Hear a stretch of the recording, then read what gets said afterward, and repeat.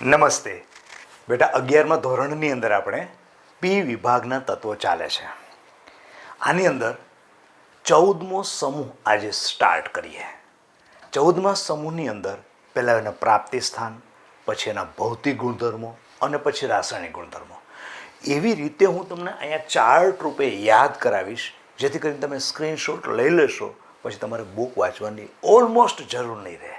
ચાલો પહેલાં 14મો સમૂહ છે એની ઇલેક્ટ્રોન રચના જોઈએ. સમૂહ નંબર 14, સમૂહ 14 એની ઇલેક્ટ્રોન રચના કરીએ તો ઇલેક્ટ્રોન રચના એટલે છેલ્લી બાહ્યતમ કક્ષકમાં ઇલેક્ટ્રોન હોય NS2NP2. NS2 ઇલેક્ટ્રોન રચના. ઇલેક્ટ્રોન રચના શું છે?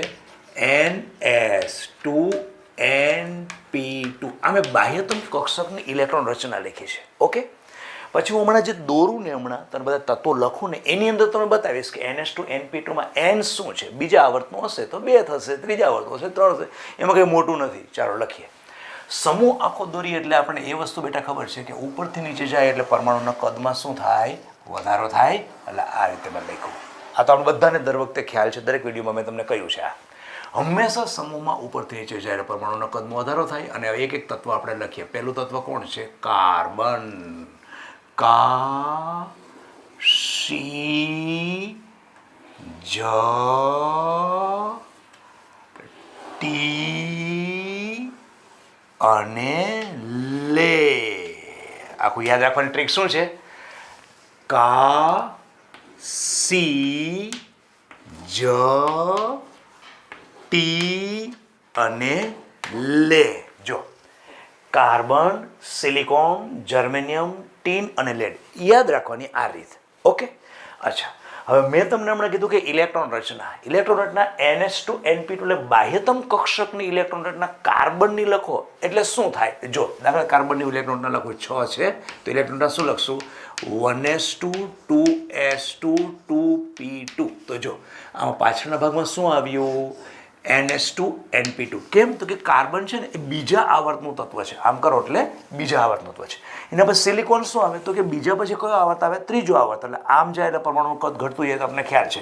પણ ત્રીજો આવર્ત આવે તો અહીંયા શું હોય? 3s2 3p2. અહીંયા શું હોય? 4s2 4p2. અહીંયા શું હોય? 5s2 5p2. અહીંયા શું હોય? 6s2 6p2. ઓકે, આ એની ઇલેક્ટ્રોનના મેં એને કોમન સ્વરૂપે તમારી સામે લખી કે એની સામાન્ય ઇલેક્ટ્રોનના આવી હોય. હવે સમૂહમાં હંમેશા ઉપરના ભાગની અંદર પી વિભાગમાં અધાતુ હોય, નીચે જાય એમ ધાત્વીય ગુણ વધતો જાય. બાહ્યતમ કક્ષકના ઇલેક્ટ્રોન કેન્દ્રથી વધારે વધારે દૂર જાય. પરિણામે સહેજ પણ ઇલેક્ટ્રોન કાઢો એટલે સોડિયમની માફક સહેલાઈથી ઇલેક્ટ્રોને કાઢી નાખે. એટલે કહી શકીએ કે ઉપરથી નીચે જાય એમ શું થાય? ધાત્વીય ગુણ વધે. એનો મતલબ કાર્બન કેવો છે? કાર્બન છે અધાતુ. તો નીચે આ લેડ કેવો છે? તો કે ધાતુ. લેડ અને ટીન બંને કોણ છે? ધાતુ છે. નરમ અને નીચા ગલન બિંદુ ધરાવતી આ બંને કોણ છે? આ બંને ધાતુ છે. ઓકે, તો આ જર્મેનિયમ શું છે? અર્ધ ધાતુ. અર્ધ ધાતુ. અને સિલિકોન છે એ પણ અર્ધ ધાતુ તરીકે આપણને ખબર છે, વપરાય છે સૌર કોષની અંદર. પણ એના મોટાભાગના ગુણધર્મો અધાતુ સાથે પણ સામ્યતા ધરાવે છે. આ થઈ ગયું પ્રત્યેકના દરેક તત્વના દરેક પરમાણુના ગુણ શું છે. આ અધાતુ નીચે બંને છેલ્લી છે કઈ? ટીન અને લેડ એ કઈ છે? ધાતુ છે. અધાતુ અને ધાતુની વચ્ચેના ભાગમાં બટ નેચરલ છે. શું આવે? અર્ધાતુ જ આવે કે નહીં? તેથી કરીને આ અર્ધાતુ તરીકે કહ્યું. અને આ અર્ધાતુના થોડા ગુણધર્મો ઉપરાંત ધાતુ સાથે અધાતુ સાથે પણ ગુણધર્મોમાં સામ્યતા ધરાવે છે. ક્લિયર થયું બેટા? આટલું ક્લિયર થઈ ગયું. 14મો સમૂહ, એના બે તત્વો લખ્યા, એની સામાન્ય ઇલેક્ટ્રોનના દરેકના મેં ગુણ કર્યા. ઓકે, હવે દરેકે દરેક તત્વો પૃથ્વીના પેટાળની અંદર કેટલા પ્રમાણમાં મળે છે એના વિશે જોઈએ. જો આ કાર્બન છે, કાર્બન વિશે પહેલાં બધું જ અમે દર્શાવી દઉં. પૃથ્વીના પેટાળની અંદર પૃથ્વીમાં એનું ક્રમ 17મા ક્રમાંકે મળે છે. 17મા ક્રમાંકે આ કાર્બન મળે છે. અચ્છા, બીજું કાર્બન છે એ મળે છે તો એ કયા સ્વરૂપે મળે છે? બે સ્વરૂપે એટલે એક તત્વ સ્વરૂપે મળે છે અને સંયોજન તરીકે. તો તત્વ તરીકે મળે અને સંયોજન તરીકે મળે. સંયોજન તો તત્વ તરીકે કયા કયા સ્વરૂપમાં મળે? તો કે હીરો છે, હીરો, પછી ગ્રેફાઇટ અને કોલસો. આ કયા સ્વરૂપે? તત્વ સ્વરૂપે. હીરો કાર્બનનો બનેલો છે, ગ્રેફાઇટ કાર્બનનો બનેલો છે. એનો મતલબ કે તત્વ એટલે એક જ પ્રકારના પરમાણુથી બનેલું હોય એને તત્વ આપણે કહીએ. અચ્છા, સંયોજન તરીકે તો સંયોજન તરીકે ધાતુના કાર્બોનેટ એટલે MCO3, જેમ કે calcium carbonate, sodium carbonate, magnesium carbonate. એના પછી હાઇડ્રોકાર્બન. હાઇડ્રોકાર્બન એટલે કોણ? તો કે મિથેન, ઇથેન, પ્રોપેન, બ્યુટેન. આ બધા શું કહેવાય? હાઇડ્રોકાર્બન કહેવાય. ખબર પડી? અને વાતાવરણની અંદર CO2 છે, CO2 સ્વરૂપે, જે કે વાતાવરણની અંદર 0.03% સ્વરૂપે હોય છે. આ શું થયું કે કાર્બન આપણે પૃથ્વીના પેટાળમાં પહેલું તો કેટલા ક્રમાંકે મળે છે? જે તત્વોના ક્રમાંક મળતા હોય ને, પહેલા ક્રમાંકે આ મળે છે, બીજા ક્રમાંકે આ મળે છે, બધું ક્રમાંક હોય છે ને, એ 17મા ક્રમાંકે આપણને કોણ મળે છે? કાર્બન મળે છે. ઓકે, હવે કાર્બન મળે, આપણે ખોદીએ મળે તો કઈ રીતે? એ તત્વ તરીકે મળે એટલે કે મુક્ત સ્વરૂપે મળી અને જોઈ કોઈ સાથે જોડાયેલા સ્વરૂપે પણ પડે. મુક્ત સ્વરૂપે કોણ? તો કે હીરો, ગ્રેફાઇટ અને કોલસો, કે જે ટોટલી કાર્બનનો જ બનેલું, કાર્બન સિવાય કોઈ હોતું નથી. તો સંયોજિત અવયવ તરીકે તો CO3 ધાતુના કાર્બોનેટ એટલે sodium carbonate, calcium carbonate, sodium carbonate, potassium carbonate, આ બધા. અને પછી હાઇડ્રોકાર્બન અને મિથેન, ઇથેન, પ્રોપેન, બ્યુટેન. આ બધામાં હાઇડ્રોજન જોડાયેલો છે. જો એટલે શું થયું? સંયુક્ત અવસ્થામાં થયું. અને કાર્બન ડાયોક્સાઇડ, જેમાં કાર્બન ઓક્સિજન સાથે સંયોજિત અવસ્થામાં છે અને વાતાવરણની અંદર મળે છે, 0.03% છે. અને આ આપણે બે વસ્તુ કહી દીધું. કાર્બન કેટલામાં ક્રમાંકે પૃથ્વીમાં મળે છે અને તત્વ સ્વરૂપે મળે છે અને સંયોજન સ્વરૂપે મળે છે. એ બીજું, કાર્બનની એક વિશિષ્ટતા એ છે કે જૈવિક પ્રણાલીની અંદર એટલે આપણા શરીરની અંદર બહુ આવશ્યક ઘટક છે. જેમ કે બાયોલોજીના વિદ્યાર્થીને ખબર હશે, કાર્બોહાઈડ્રેટ. કાર્બોહાઈડ્રેટ કોણ છે? મોનોસેકરાઇડ ગ્લુકોઝ, ફ્રુક્ટોઝ, ડાયસેકરાઇડ લેક્ટોઝ, સુક્રોઝ. આ બધા શોના બનેલા છે? સેલ્યુલોઝ, જેમ કે પોલિસેકરાઇડ કહો તો શેના બનેલા છે? કાર્બનના સંયોજનો છે. એને પ્રોટીન, એમિનો એસિડ એનો મૂળભૂત ઘટક છે પ્રોટીનનો. તો આ આપણા જીવન પ્રણાલીની અંદર જે સંયોજનો આપણા શરીરમાં છે એ બેઝિકલી કોના બનેલા છે? કાર્બનના જ બનેલા છે. તેથી કરીને કાર્બનના સંયોજનોને અગત્યતા હું જણાવું છું કે કાર્બનના સંયોજનોની જીવન પ્રણાલીની અંદર ખૂબ જ અગત્યતા ધરાવે છે. એના પછી કાર્બનના સમસ્થાનિકો છે. આ કાર્બનના એના પછી સમસ્થાનિકો કેટલા? તો કે C12 પણ છે, C13 પણ છે અને C14 છે. હવે આ છે ને એનો અર્ધ આયુષ્ય સમય 5770 વર્ષ છે. અને આ રેડિયો મેટ્રિક ડેટિંગ પદ્ધતિમાં વપરાય. કોણ? C14 એ રેડિયો એક્ટિવ તત્વ છે. ઓકે, ફરીથી પાછું કહું છું, કાર્બનના 3 સમસ્થાનિકો એટલે મેન્ડેલિફના આવર્ત કોષ્ટકમાં એક જ સ્થાન ઉપર રહેલા કાર્બન 3 પડેલા હોય. કારણ કે દરેકની અંદર કાર્બનની અંદર પ્રોટોનની સંખ્યા સમાન છે પરંતુ ન્યુટ્રોનની સંખ્યા જુદી જુદી છે. મેન્ડેલિફે એક સ્થાન કોઈ પણ પરમાણુને શેને કારણે આપેલું હતું? પ્રોટોનને કારણે આપેલું છે અથવા અંદર ઇલેક્ટ્રોનને કારણે આપેલું છે. તો પ્રોટોન જેટલા હશે એટલે ઇલેક્ટ્રોન તો હશે તટસ્થ પરમાણુમાં. તેથી કાર્બનના આ 3 સમસ્થાનિકો છે કે જે રીતે પ્રોટોનની સંખ્યા જુદી જુદી હોય એવા કોણ છે? 12, 13 અને 14. એમાંનું જે 14 છે એ છે રેડિયો એક્ટિવ તત્વ. એનો અર્ધ આયુષ્ય સમય 5770 વર્ષ. હવે અર્ધ આયુષ્ય સમય છે ને બેટા 12મા ધોરણમાં આવશે, પણ હું તમને ત્યારે કહું, કોઈ પણ તત્વનો મૂળ જથ્થો છે એ મૂળ જથ્થાને અડધો થવા માટે, કારણ કે રેડિયો એક્ટિવ હોય એટલે શું થાય? અંદરથી કિરણોત્સર્ગ થાય એટલે પોતાનું ક્ષયન થાય એટલે પોતાનો જથ્થો શું થાય? ઘટતો જાય. તો મૂળ જથ્થાને અડધો થવા માટે લાગતો સમય એને કહેવાય એક તત્વનો અર્ધ આયુષ્ય સમય. એ જે કાર્બનનો રેડિયો એક્ટિવ તત્વ જે C14 છે ને એનો અર્ધ આયુષ્ય સમય લખાય કેવી રીતે? T1/2 આવી રીતે લખાય, 5770 વર્ષ. ઓકે, આ કાર્બનનું આપણું કામ પૂરું થયું. મૂળભૂત આજે શરૂઆત શું કરી? તો કે 14મો સમૂહ, ઇલેક્ટ્રોન રચના, એના ગુણ, એમાં કાર્બન પહેલું તત્વ જેનું પ્રાપ્તિ સ્થાન મેં લખ્યું કે પૃથ્વીના પેટાળની અંદર 17મા ક્રમાંકે મળે છે. પછી 2 સ્વરૂપે મળે છે તો કયા સ્વરૂપમાં? તત્વ અને સંયોજન. પછી કાર્બન એ આપણા જીવનની અંદર, બીજું લાસ્ટમાં કીધું શું, આપણે જીવનમાં એટલે જૈવિક પ્રણાલીનો ખૂબ જ અગત્યનો ઘટક છે. કાર્બોહાઈડ્રેટ કે પ્રોટીનનું મેં ઉદાહરણ આપ્યું. અને કાર્બનના 3 સમસ્થાનિકોમાં 14 છે એ રેડિયો એક્ટિવ તત્વ છે અને એનો અર્ધ આયુષ્ય સમય 5770 વર્ષ છે. આ થઈ ગયું કાર્બનનું થોડું ઘણું અંશ તો માહિતી. ઓકે, હવે એના પછી સિલિકોન. હવે આ સિલિકોન છે એ પૃથ્વીના પેટર્નની અંદર બીજા ક્રમાંકે મળે છે, બીજા ક્રમાંકે, અને એનું પ્રમાણ છે 27.7%. એટલે હું આને અહીં બેટા આમ લીટો કરી દઉં એટલે તમને શું છે, લાઈન કરી દઉં એટલે તમને ખ્યાલ આવે, નહીં તો બધું એક થઈ જશે. કોના માટે આપણે કરીએ છીએ? સિલિકોન. સિલિકોન પૃથ્વીના પેટર્ન પેલો 17મા ક્રમાંકે મળે છે, તો આ કેવો છે? બીજા ક્રમાંકે મળે છે. અચ્છા, સિલિકોન છે એ પૃથ્વીના પેટર્નમાં આપણે મળ્યો તો ખરો, તો જેમ કાર્બન તત્વ સંયોજક મળતો હતો, તો આ શું છે? આ ફક્ત ને ફક્ત સંયોજન સ્વરૂપે મળે છે. અને કયું? સિલિકા અને સિલિકેટ. સિલિકા અને સિલિકેટ આ સ્વરૂપે મળે છે આપણને, બીજા ક્રમાંકે મળે છે. અને સિલિકા અને સિલિકેટ. હવે આનો ઉપયોગ મૂળ ક્યાં હોય? તો કે કાચ, સિમેન્ટ અને સિરામિક્સની બનાવટમાં સિલિકોનનું કામ પૂરું.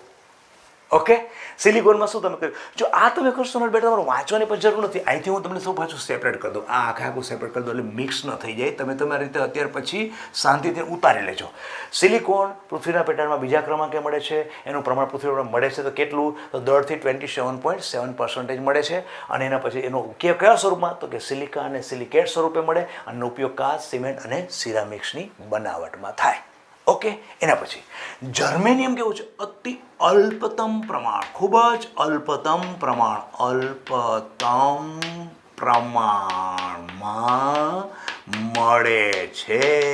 ઓકે, અચ્છા, આ આખું પાછું સેપરેટ કરી નાખીએ, અહીંથી આખું કરી નાખીએ અલગ. ઓકે, અચ્છા, બીજું જો આ સિલિકોન અને જર્મેનિયમ આ બંને છે ને, એટલે હું અહીંયા કરું છું, આ બંને છે સિલિકોન અને જર્મેનિયમ, આ અતિ શુદ્ધ અવસ્થામાં, અતિ શુદ્ધ અવસ્થામાં ટ્રાન્ઝિસ્ટર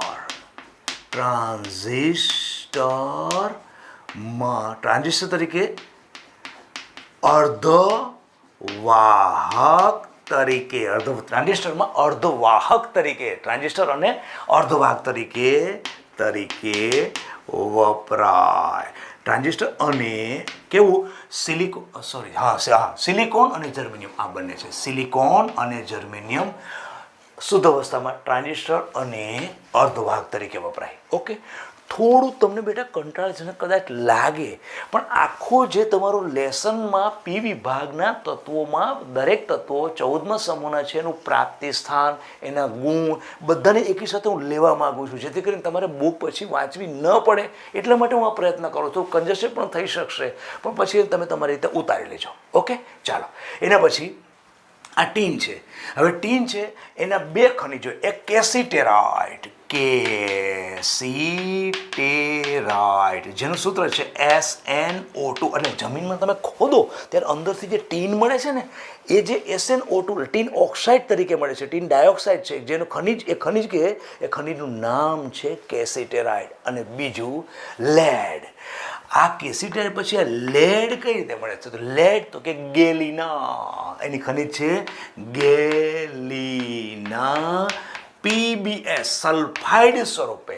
આ થઈ ગયું આપણા બધાના પ્રાપ્તિ સ્થાન. આને આપણે અલગ કરી નાખીએ, આને પણ અલગ કરી નાખીએ. આ બધું જ જુદું પડી ગયું. જો હવે આખું જુદું પડી ગયું. ઓકે, આ કેસીટેરાઇડ એટલે ટીનનો ભાગ આવી ગયો, એના પછી આ નીચે લેડનો ભાગ આવી ગયો. ક્લિયર થઈ ગયું? ઓકે, ચાલો. હવે આખો 14મા સમૂહના તત્વોના પ્રાપ્તિ સ્થાન વિશે જે જોયું, એના પછી હવે આગળ એ કરીએ કે ભૌતિક ગુણધર્મો શું? ભૌતિક ગુણધર્મો. હવે હું અહીં કરું છું શું? ભૌતિક ગુણધર્મો. અહીં લખું છું ભૌતિક ગુણધર્મો. એટલે તમારે બહુ ઇઝી રે બેટા. એટલા માટે પહેલું છે સહસંયોજક. એના માટે પણ હું તમને ટ્રીક આપું છું યાદ રાખવા માટે. સહસંયોજક ત્રિજ્યા. સહસંયોજક ત્રિજ્યા એટલે બે પરમાણુ એકબીજા સાથે બાહ્યતમ કક્ષકમાં રહેલા ઇલેક્ટ્રોનની ભાગીદારી કરી અને સહસંયોજક બંધથી જોડાય. ઓકે, ત્યારે બંને પરમાણુના કેન્દ્ર વચ્ચેનું જે અંતર છે એ ત્રિજ્યા થઈ, એ કે જે ત્રિજ્યા ટોટલી જે છે એ બે વચ્ચેનું અંતર કેટલું છે એને કહેવાય સહસંયોજક ત્રિજ્યા. હવે સહસંયોજક ત્રિજ્યામાં પેલા કાર્બનથી સિલિકોન તરફ જઈએ ને એમ વધે અને પછી વધારો ઓછો થતો જાય. જોજો, કાર્બનથી એટલે યાદ કેવી રીતે રાખશું સહસંયોજક ત્રિજ્યાને? સહસંયોજક ત્રિજ્યા એને હું યાદ રાખવાની, મેં તમને જે કહ્યું ને એ યાદ રાખવું. કાર્બનથી સિલિકોન તરફ શું છે? એકદમ વધે. એટલે હું એમ લખું કે આ એક કાર્બન, અહીંયા સિલિકોન. ઓકે, પછી જે વધવાનો આમ ગ્રાફ હતો ને એની જગ્યાએ થોડો આમ જાય છે. આમ જાય એનો મતલબ શું? પછી બહુ વધતી નથી. એનો મતલબ કાર્બન સિલિકોન કાસી જ ટી અને લે. જો તો અહીંયાથી એકદમ વધારે વધી. જો કાર્બનથી સિલિકોન તરફ એકદમ વધુ વધે છે એવું કહી શકાય. વધુ વધે છે. પછી અહીંથી શું કહી શકાય? આટલા ભાગમાં શું કહી શકાય કે વધારો ઓછો જોવા મળે. ઓછો જોવા મળે છે. ઓકે, આ આખું આપણું કામ પૂરું થઈ ગયું. કોનું? સહસંયોજક ત્રિજ્યાને યાદ રાખવા માટેની આખી રીત પૂરી થઈ ગઈ. ફરીથી શું કર્યું? કાર્બનથી સિલિકોન તરફ એકદમ વધે છે અને પછી વધારો થાય છે, પણ કેવો થાય છે? ઓછો થાય છે. ક્લિયર થઈ ગયું? આ સહસંયોજક ત્રિજ્યા. એનું કારણ શું? તો કે બહાર આગળ જાઓ એટલે કે નીચે જાઓ એમ ભારે તત્વ હોય એમાં ડી અને એફ કક્ષક પૂર્ણ થાય. એનું કારણ શું? કે વધારે ઓછો થાય એનું કારણ એ લખી નાખીએ. કારણ ડી અને એફ કક્ષકોના પૂર્ણ ભરાવાને કારણે. પૂર્ણ ભરાવાને કારણે શું થાય? એને શિલ્ડિંગ અસર થાય. આ કારણ થયું ડી અને એફ કક્ષક. ઓકે, આ સહસંયોજક ત્રિજ્યા થઈ ગઈ. એના પછી લખીએ આયનીકરણ ત્રિજ્યા. આયનીકરણ એન્થાલ્પી. આયનીકરણ એન્થાલ્પી.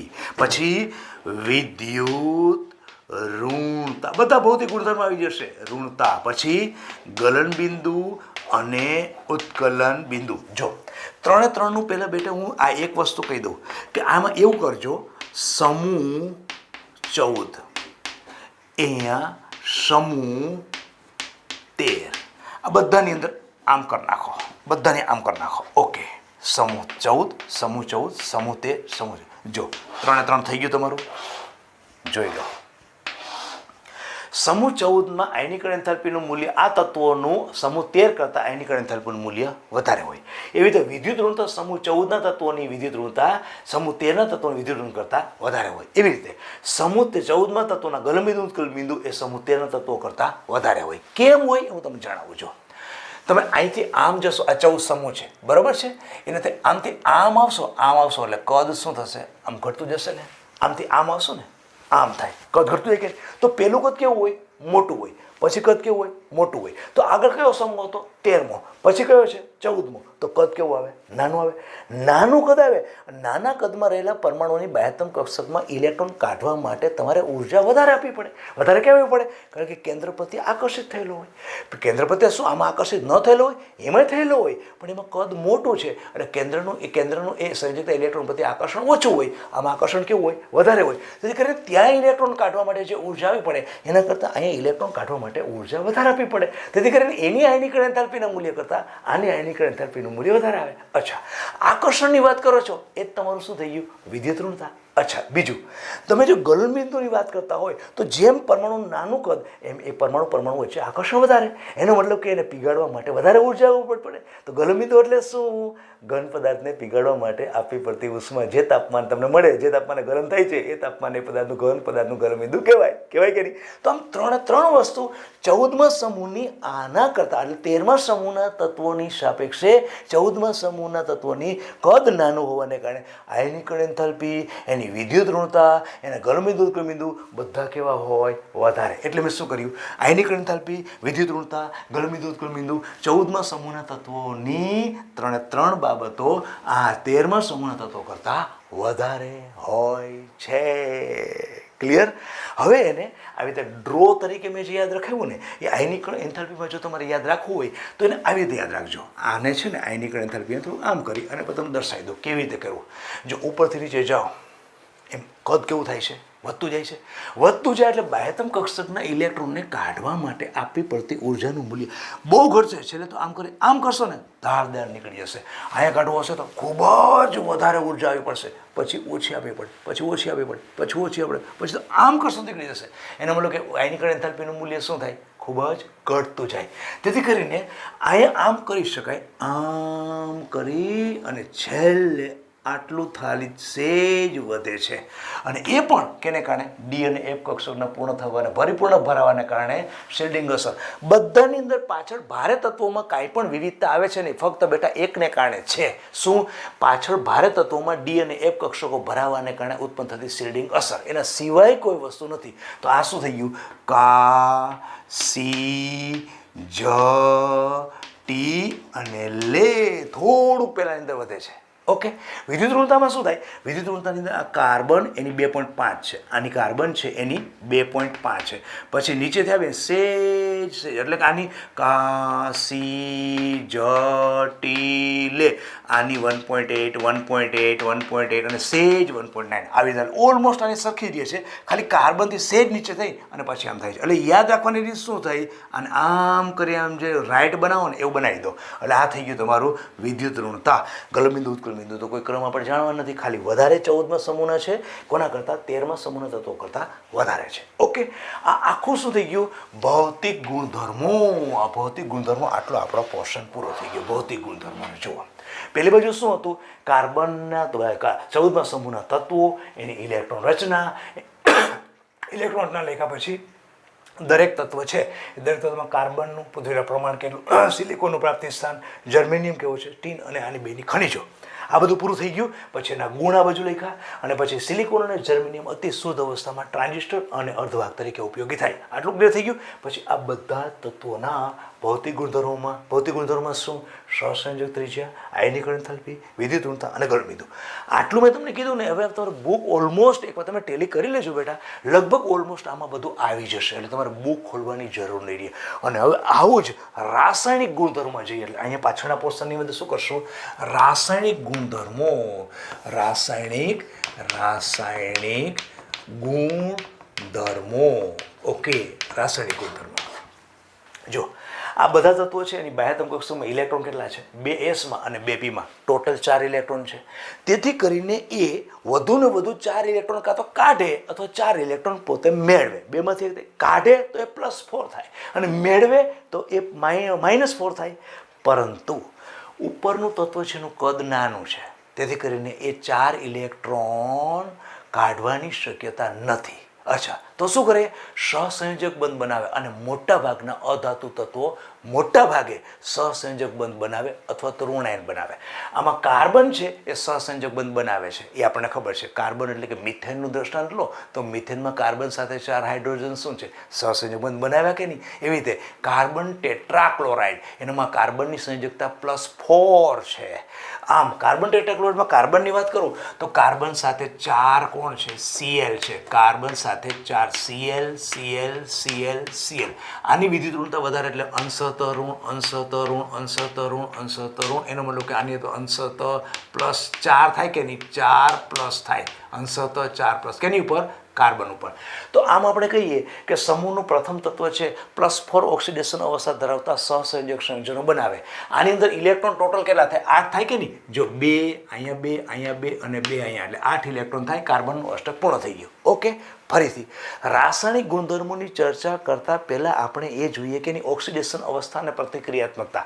તે પહેલાં ઓક્સિડેશન અવસ્થા વિશે જોઈએ છે. તો આ સમૂહના તત્વો 2 પ્રકારની ઓક્સિડેશન અવસ્થા ધરાવે. +4 દર્શાવી શકે અને +2 દર્શાવી શકે. +2 કઈ? તો કે બાહ્યતમ કક્ષકના ઇલેક્ટ્રોન છે ને એ જ્યારે કોઈ પણ બંધમાં ભાગ ભજવી શકે, એટલે કે ઇલેક્ટ્રોન નીકળી જાય અને +2 બને તો એવી રીતે +2 બની શકે. તો ઇલેક્ટ્રોન નીકળે ક્યારે? જ્યારે કદ મોટું હોય તો કદ મોટું આનું થોડું છે, કદ કોનું છે?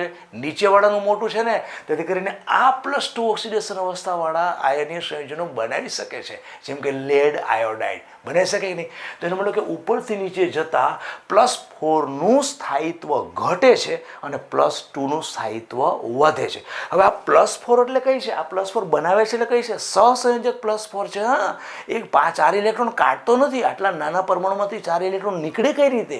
એ સહસંયોજક આ રીતે +4 બનાવે છે. અને આ જે નીચે બનાવે એ કઈ રીતનું બનાવે છે? મોટું કદ હોવાને કારણે 2 ઇલેક્ટ્રોન કાઢી શકે છે. કાઢી અને આયનીય સંયોજન PbI2 બનાવે. જેમ કે આ કરીએ PbI2 કે અન્ય હેલોજન સાથે જોડાય અને 2 ઇલેક્ટ્રોન એ કાઢી અને મેળવી ઋણાયન બન્યો હોય અને પેલો 2 ઇલેક્ટ્રોન કાઢી શકે. કેમ? તો કેમાં કાઢતો હોય? તો કે P કક્ષકમાંથી કાઢતો હોય. 2 ઇલેક્ટ્રોન કાઢી અને +2 બનાવી શકે છે. આમ +2 અને +4ની હું જે વાત કરું છું આપને વિજ્ઞાન જણાવે છે એની અંદર ચેન છે. જોજો કે આ +4 બનાવે છે એટલે શું છે? એ સહસંયોજક +4 બનાવે છે. અને આ +2 બનાવે છે એટલે એવું પણ જરૂરી નથી કે આયનીય જ બનાવે, એ પણ સહસંયોજક બંધ બનાવી શકે છે. ખબર પડે છે? પણ ધાતુ હોવાને કારણે મોટા ભાગના એના સંયોજન કેવા હોય? આયનીય હોય. અચ્છા, આ એક થઈ ગયું ઓક્સિડેશન અવસ્થાની વાત. અચ્છા, બીજું કાર્બન પછીનું બીજું તત્વ, કાર્બન પછી સિલિકોન અને જર્મેનિયમ. અચ્છા, હવે એમાં જર્મેનિયમ છે એ +2 વાળા જ બધા સંયોજનો બનાવે છે. કોણ? જર્મેનિયમ. અચ્છા, બીજું +2નું સ્થાયિત્વ કેવું હોય? +2 ઓક્સિડેશન અવસ્થાનું સ્થાયિત્વતા જણાવો એમ કહે તો શું થાય? જર્મેનિયમ છે એના કરતાં વધારે, જર્મેનિયમથી કોના માટે વધારે આવે? ટીન. અને ટીન કરતાં વધારે કોનું આવે?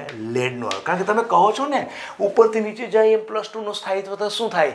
વધતી જાય કે નહીં? એટલે એમ લખ્યું છે મેં કે +2 ઓક્સિડેશન અવસ્થાનું સ્થાયિત્વતા કેવી હોય? તો કે જર્મેનિયમથી નીચે તરફ જાય. પહેલાં તો +2 બનાવતા જ નથી એટલે અહીંથી +2, કારણ કે અડધા તો ત્યાં સ્ટાર્ટ થાય છે અને અહીંથી +2 બનાવવાનું સ્ટાર્ટ થાય તો નીચે તરફ જાઓ એમ +2 વધારે સ્થાયી બનતી જાય છે. ઉપર કોણ સ્થાયી હોય છે? +4. નીચે કયો હોય છે? +2 વધારે સ્થાયી હોય છે. ક્લિયર આવ્યું? ક્લિયર થયું? ઓકે. ટીન છે એ +2 અને +4 બંનેવાળા સંયોજનો બનાવે. પછી Pb છે એ +2 વાળા અને સ્થાયી સંયોજનો બનાવે. જેમ કે PbI2 મેં તમને કીધું. ખ્યાલ આવી ગયો? અચ્છા, બીજી વસ્તુ, કાર્બનનું સમૂહના અન્ય તત્વો કરતાં જુદાપણું છે. શું જુદાપણું છે? આ બહુ મસ્ત ટોપિક છે. જો કાર્બનની ઇલેક્ટ્રોન લખીએ તો બાહ્યતમ કક્ષકમાં કઈ મુખ્ય ક્વોન્ટમ આંક આવ્યો? 2 આવ્યો. 2s2 2p2. અને છેલ્લી કક્ષાનો શક્તિ સ્તર કયો? 2. ઓકે. એના પછી આકર્ષો તેમજ છેલ્લો શક્તિ સ્તર કયો આવે? 3 આવશે. 3s2 3p2 આવશે. અચ્છા, તમારી ડી કક્ષક સ્ટાર્ટ ક્યાંથી થાય?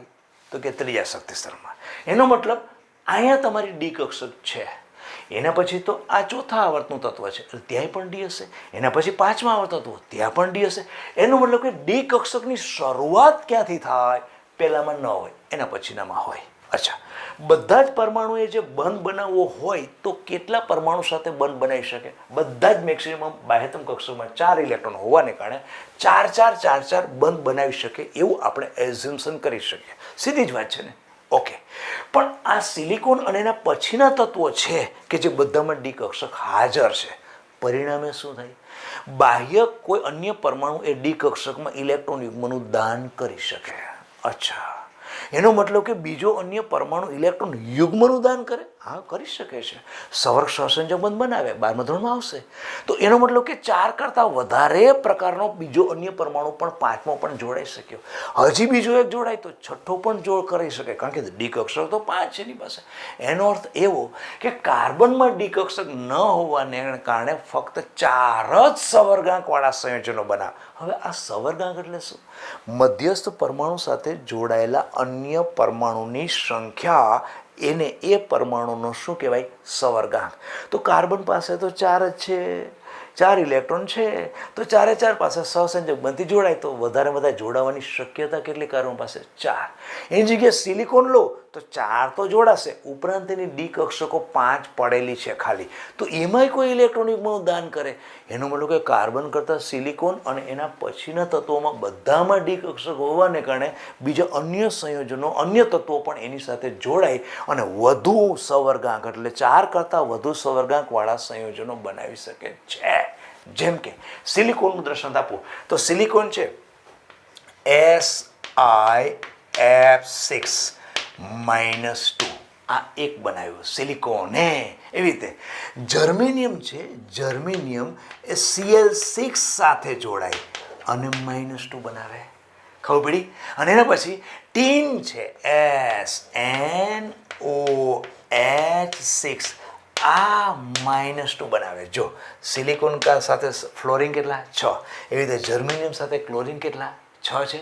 એવી રીતે આ ટીન છે એની સાથે OH કેટલા 6 છે. અને આ બધા જ આ તત્વોના બધાના ટ્રાયહેલાઇડ પાણીમાં નાખવાથી જલ વિભાજન પામે છે અને આવા પ્રકારના સંકીર્ણ સંયોજનો કાર્બન સિવાયના બાકીના 4 કરતાં વધારે સહઅર્ધાંકવાળા સંયોજનો બનાવી શકે છે. આ બધાની અંદર તત્વનું સંકરણ શું હોય? તો સંકરણ હોય sp3d2 સંકરણ હોય. સંકરણ કઈ વસ્તુ? sp3d2. કારણ કે કદાચ આમાં તમને ન દેખાય તો sp3d2 sp3d2 એટલા માટે હું લખું છું કે બેટા તમારે કદાચ જો એ કરવું હોય, સ્ક્રીનશોટ લેવો હોય તમે લઈ શકો. ઓકે, હવે આખું મેં આટલા પોર્શનની અંદર થોડું તમને કન્જસ્ટેડ લાગશે, પણ મેં તમને એવો પ્રયત્ન કર્યો છે કે બહુ ઇઝી વેથી તમને બતાવી શકું. એકવાર તમે સ્ક્રીનશોટ લઈ લો, પછી હું આખું રિવિઝન કરી નાખું. લઈ લો બેટા, સ્ક્રીનશોટ લઈ લો એકવાર, પછી હું આખું રિવિઝન તમને કરી દઉં અને તમને વાંધો નહીં આવે. ઓકે, લઈ લીધો? ઓકે, સરસ. ચાલો હવે જો આપણે કર્યું શું, શરૂઆતમાં શું કર્યું? 14મા સમૂહના તત્વોની ઇલેક્ટ્રોન રચના. ઓકે, હવે NH2NP2 એ સમજાઈ ગઈ. જો બીજા સમૂહનું તત્વ કાર્બન છે એટલે છેલ્લી ઇલેક્ટ્રોન તમે લખીને દેખાય તમને NH2NP એટલે 2s2 2p2, આ 3s2 3p2, 4s2 એવી રીતે ચાલશે.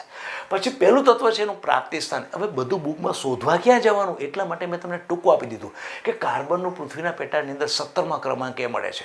તત્વ તરીકે મળે, સંયોજન તરીકે. તત્વ તરીકે કેવું મળ્યું? તો કે કોલસો છે, ગ્રેફાઇટ છે, હીરો છે. સંયોજન તરીકે શું? તો કે ધાતુના કાર્બોનેટ છે, પછી હાઇડ્રોકાર્બન છે અને એના પછી વાતાવરણની અંદર કાર્બન ડાયોક્સાઇડ તરીકે મળે છે. એના પછી કાર્બનના 3 સમસ્થાનિકો 12, 13 ને 14. એમાં 14મો છે એ રેડિયો એક્ટિવ તત્વ છે. રેડિયોમેટ્રિક ડેટિંગ પદ્ધતિ છે એની અંદર એનો ઉપયોગ થાય છે અને એનું ક્ષયન થતા રહીએ ધીમે ધીમે ધીમે ઓછું થતું જાય તો એમાં ઓછું મૂળ જથ્થાને અડધો થવા માટે લાગતો સમય, જેને કહેવાય અર્ધાયુષ્ય સમય, એ કેટલો છે? 5770 વર્ષ. ઓકે, એના પછી સિલિકોન. સિલિકોન પૃથ્વીના પેટાળની અંદર જેમ પેલો 17મા ક્રમાંક મળે છે, આ બીજા ક્રમાંક મળે છે. એનું પ્રમાણ કેટલું છે? 27.7%. કુદરતની અંદર સિલિકા કેવા સ્વરૂપે મળે છે? સિલિકા અને સિલિકેટ સ્વરૂપે મળે. ઉપયોગ ક્યાં? તો કે કાચ, સિરેમિક્સ અને સિમેન્ટની બનાવટમાં. જે જર્મેનિયમ કેવું છે? અલ્પતમ પ્રમાણમાં. ટીન છે એની ખનિજ જે મળે છે, ખનિજનું નામ શું? કેસિટેટ અને સૂત્ર શું? SnO2. એવી રીતે લેડ છે, કયા ખનિજમાં? કેલિના, PbS. ઓકે, આ બંને ટીન અને લેડ એ નરમ ધાતુ છે અને ગલનબિંદુ ખૂબ જ નીચા છે. ક્લિયર થઈ ગયું? અચ્છા, બીજું સિલિકોન અને જર્મેનિયમ શુદ્ધ સ્વરૂપે ટ્રાન્ઝિસ્ટર અને અર્ધવાહક તરીકે વપરાય. આટલો પોર્શન એ ક્લિયર થઈ ગયો. હવે એના ભૌતિક ગુણધર્મ. ભૌતિક ગુણધર્મ સહસંયોજક ત્રિજ્યા. એમાં શું કર્યું? પહેલાં એકદમ કાર્બનથી સિલિકોન તરફ વધે છે, પછી એનો વધારો ઓછો જોવા મળે છે. આ ઓછો જોવા મળેનું કારણ શું? કારણ કે ડી અને એફ કક્ષકના પૂર્ણ ભરાયેલી કક્ષકને કારણે. એના પછી સીધું કહ્યું શું? આયનીકરણ એન્થાલ્પી, વિદ્યુત ઋણતા અને ગલનબિંદુ. આયનીકરણ એન્થાલ્પી વિદ્યુત એને યાદ કરવા માટે મેં ટ્રીક આપી દીધી, વિદ્યુત ઋણતા માટે ટ્રીક આપી દીધી. ત્રણેયની અંદર 1, 2 અને 3 ત્રણેય ગુણધર્મોમાં સમૂહ 14ના તત્વો સમૂહ 13ના તત્વો કરતાં વધારે મેદાન મારી જાય છે. પછી આયનીકરણ એન્થાલ્પી હોય તો સમૂહ 13ના તત્વો કરતાં સમૂહ 14ના તત્વોની આયનીકરણ એન્થાલ્પીનું મૂલ્ય ઊંચું હોય છે. એનું કારણ શું? કદ નાનું. કદ નાનું હોવાને કારણે વિદ્યુત ઋણતા પણ કેવી હોય? એની વધારે હોય. એના પછી ગલનબિંદુ ઉત્ક્રમબિંદુ પણ કેવા? કદ નાનું હોવાને કારણે કઠણ હોવાને કારણે એને ગલનબિંદુ ઉત્ક્રમબિંદુ પણ વધારે હોય છે. એના પછી રાસાયણિક ગુણધર્મોમાં પહેલાં વહેલું જોયું હું ઓક્સિડેશન અવસ્થા. તો સમૂહના તત્વોના વિદ્યુત ઇલેક્ટ્રોનને ખબર પડી જાય કે 4 ઇલેક્ટ્રોન છે. બાહ્યતમ કક્ષક પીની અંદર 2 છે, ટોટલ 4 છે. તો વધુ 4 ઇલેક્ટ્રોન સાથે સહસંયોજક બનાવી શકે, 4 ઇલેક્ટ્રોન ગુમાવી પણ શકે અને વધુ ન કરવો હોય તો છેલ્લે ઓક્સિડેશન અવસ્થા કઈ? તો કે +2. એટલા માટે એમ કહી શકાય કે આ સમૂહના તત્વો +4 અને +2 બંને ઓક્સિડેશન અવસ્થા ધરાવતા સંયોજનો બનાવે. એમાં ઉપરની +4 સ્થાયી હોય, નીચે +2 સ્થાયી હોય. તો 4 એટલે +4 કઈ? તો કે કાર્બનનું દ્રષ્ટાંત લીધું CCl4. એમાં +4 એટલે કઈ? સહસંયોજક ઓક્સિડેશન અવસ્થા છે. નીચે તરફ જાઓ તો શું થાય? એ +2 ઓક્સિડેશન પર કઈ બનાવશે? આયર્નની. મોટાભાગના સંયોજનો આયર્નીય સંયોજકતા બનાવે +2. એના પછી જર્મેનિયમ છે એ +2 વાળા સંયોજનો વધારે બનાવે છે. એના પછી ઉપરથી નીચે જાઓ તો +2નું સ્થાયિત્વ વધતું જાય. સ્થાયિત્વનો ક્રમ કેવો છે? જર્મેનિયમ, ટીન અને લેડ. ઓકે, એના પછી આ બધા સમૂહના તત્વોમાં કાર્બન પાસે ડી કક્ષક નથી, જ્યારે સમૂહના અન્ય તત્વો પાસે ડી કક્ષકની હાજરી હોવાને કારણે કાર્બન છે 4 સહઅર્ધાંકવાળા સંયોજનો બનાવી શકે છે, જ્યારે સમૂહના અન્ય તત્વો છે એ 4 કરતાં વધારે સહઅર્ધાંકવાળા સંયોજનો બનાવી શકે છે. એના કોઈ દ્રષ્ટાંત ખરા? ખરા? એના દ્રષ્ટાંત મેં આપી દીધા. એનું સંકરણ કયું? તો કે sp3d2 એનું સંકરણ હોય. અને આ સમૂહના બધા તત્વોના હેલાઇડ સંયોજનો પાણીમાં નાખવાથી પાણી વડે વિભાજન થાય છે, એટલે જલ વિભાજન પામે છે. ઓકે, આમ આપણે આજે આ 14મા સમૂહનો બેટા મેં પ્રયત્ન કર્યો છે કે તમારે બુક ન વાંચવી પડે અને ઇઝી વેથી તમે કરી શકો, એટલા માટે ડ્રો કર્યું અને તમે શાંતિથી એને કરી શકો, બુક ન વાંચવી પડે એવું મેં ટ્રાય કરી છે સમજાવવાની. છતાં પણ બુકમાં એકસાથે ટેલી કરી લેજો અને તમારા ચાર્ટની અંદર કોઈ પણ વસ્તુ ઉમેરવાની જેવું તમને લાગે તો તમે એને ઉમેરી દેજો. અને અહીંયા આપણે આ લેક્ચર સ્ટોપ કરીએ. વધુ આવતા અંકે. નમસ્તે.